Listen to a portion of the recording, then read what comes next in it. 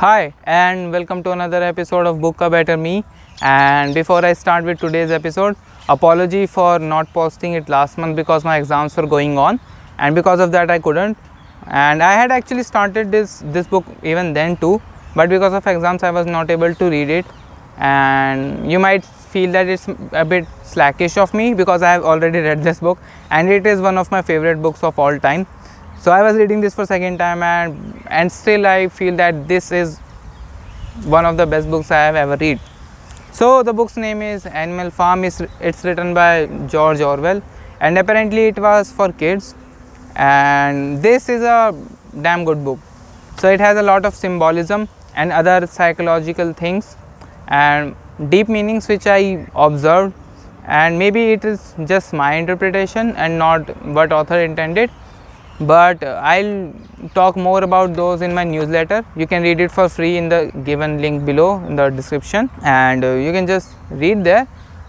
In the video I'll try to keep it as short as possible. I'll just give you a brief summary and tell you my opinions somewhere if I'll find necessary, and I have the script right here.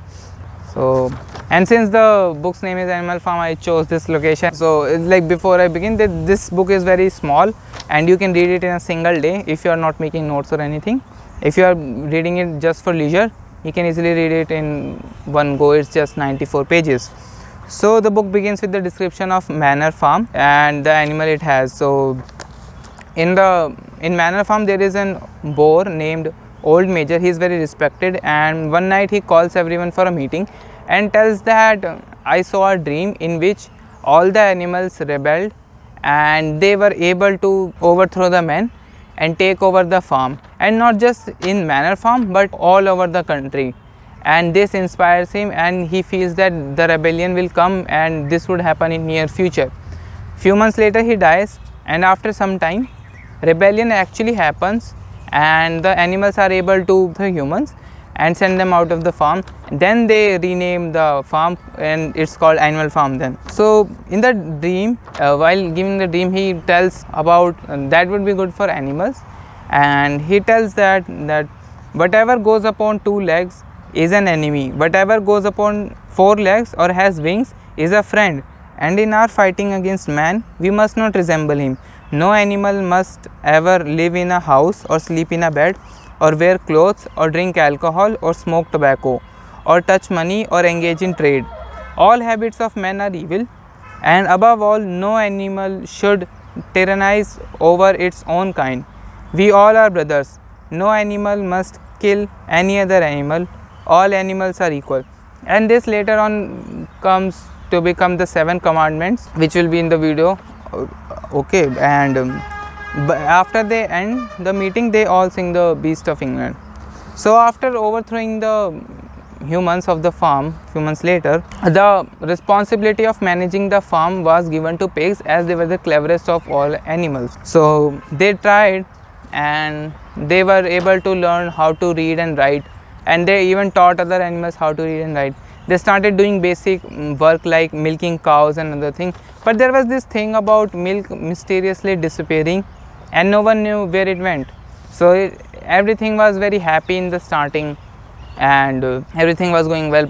All the animals were doing proper work, limited work, much less than they used to do earlier, and they were getting more food. So it's like, if you compare it, it's like a country. There was a dictator and people overthrow him and they start living, and since they now have a lot of resources they can choose the best for themselves and they do that. So this is what my interpretation of this was until now.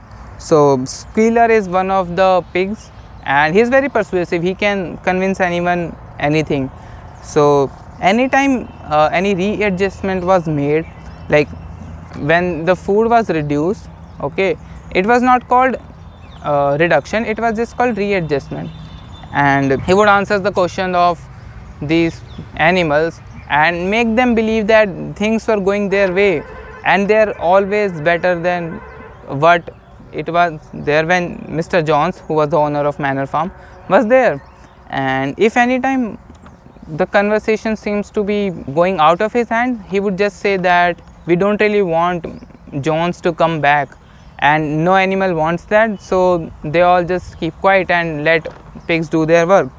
So over time, very shady things start to happen. Like something would happen, like pigs would start living in farmhouse, and they would claim that there is no commandment. It's written that they are allowed to do that. They are just doing this because they need much more comfort than other animals, as they are doing the mental work.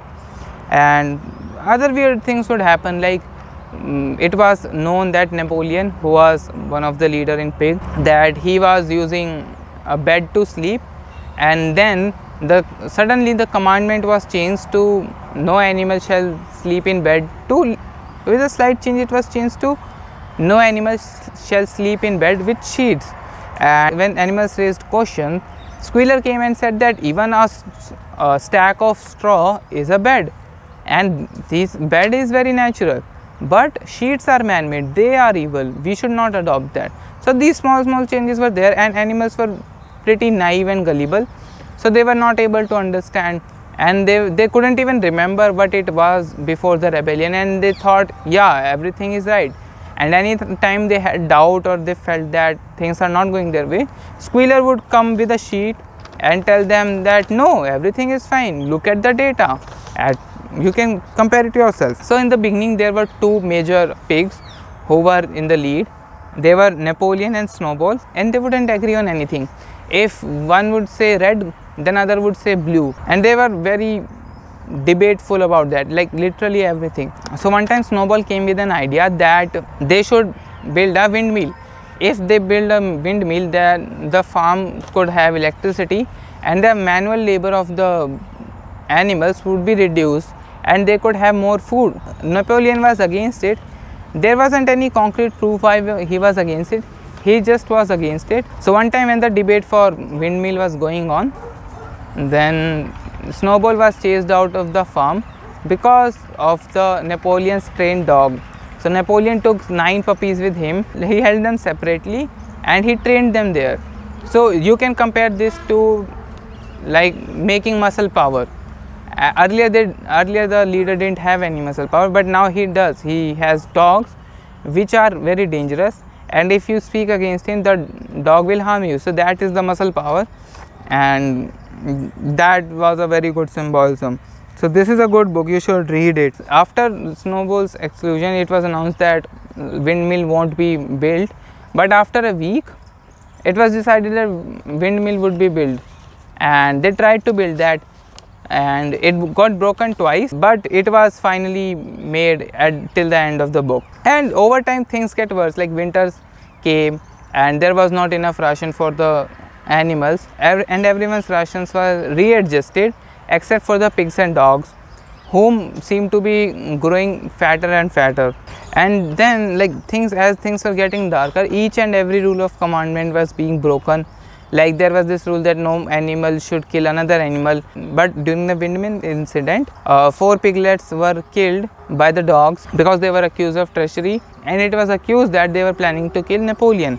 And Napoleon over time grew popularity, and he was treated as the leader, though animals would say comrade to each other, very kind of communist. This might not make it to a video, but okay.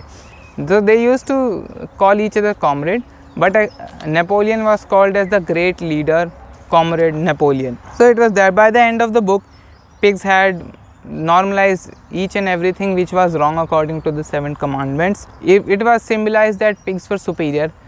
For example, when piglets came to play out in the garden, they wouldn't associate with any other animal or any other animal's kids, and they would just play in their own.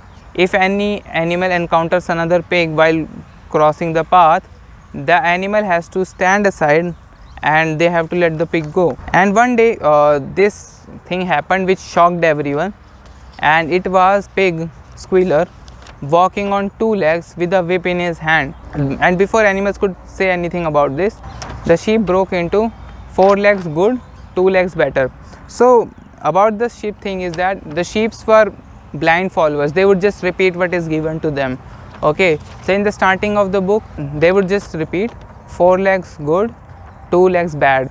And then what happened is that one day Squealer took them to a separate portion of the farm for a week, and there he taught them this. so that if now anyone can question, the sheep can easily disrupt because they are the blind followers.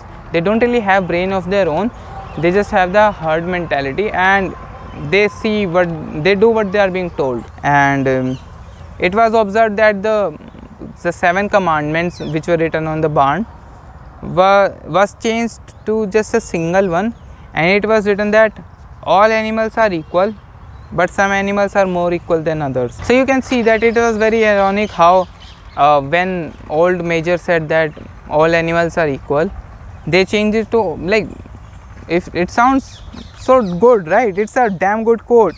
All animals are equal, but some animals are more equal than others. And this is what they were doing. They said that we all are equal. You are also animal, we are also animal, but we are just more equal than other. And the book ends with all the animals looking in the farmhouse where men and pigs were drinking and laughing together. But after a while they just broke into a fight and they were shouting and cussing at each other, and the animals were just looking from men to pig and pig to men, and they were unable to identify that which one is who. So this is a good book, and I know it was very short and it was very much more detailed. It has very good plot and it was very good plot wise too. So I'll include that in my newsletter. You can just sign it up for free, or even if you don't want to sign up, you can just go and read it in the description. Like, I will just link it and you can read it there.